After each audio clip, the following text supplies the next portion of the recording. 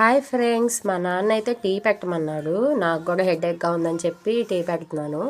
నాకు హెడేక్ వచ్చినప్పుడు అయితే ఇలా పెట్టుకుంటాను. టీయా ఖచ్చితంగా తగ్గిపోతుంది. మీకు కూడా హెల్ప్ఫుల్ అవుతుందని ఈ వీడియో అయితే తీస్తున్నాను. ఫస్ట్ డికాషన్ పెట్టుకోవాలి వాటర్లో, కొంచెం తులసాకు అండ్ పుదీనా కూడా వేసుకోవాలి. దాంతోపాటు దాల్చిన చెక్క, కొంచెం లవంగాయలు 2 కానీ 3 కానీ లవంగాయలు వేసుకోవాలి. అల్లం చిన్న ముక్క అల్లం దంచుకొని అయితే వేసుకోవాలి. అల్లం చిన్న ముక్కే, ఎక్కువ వేయకూడదు అల్లం మాత్రం.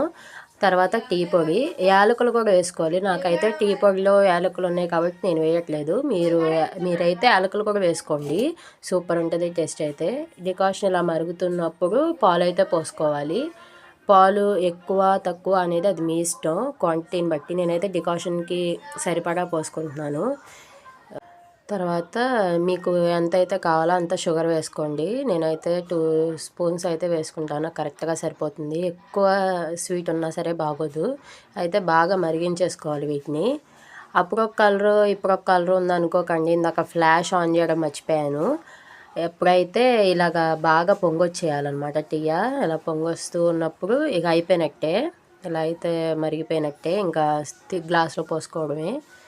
టీ మాత్రం చాలా పర్ఫెక్ట్గా వచ్చినాయి. షుగర్ మొత్తం అన్నీ సరిపోయినాయి. హెడేక్ మొత్తం ఎగిరిపోతుంది. మీరు కూడా కన్ఫామ్గా ట్రై చేయండి. ఎలా ఉందో కామెంట్లో చెప్పండి. సూపర్ అయితే ఉంటుంది ఖచ్చితంగా.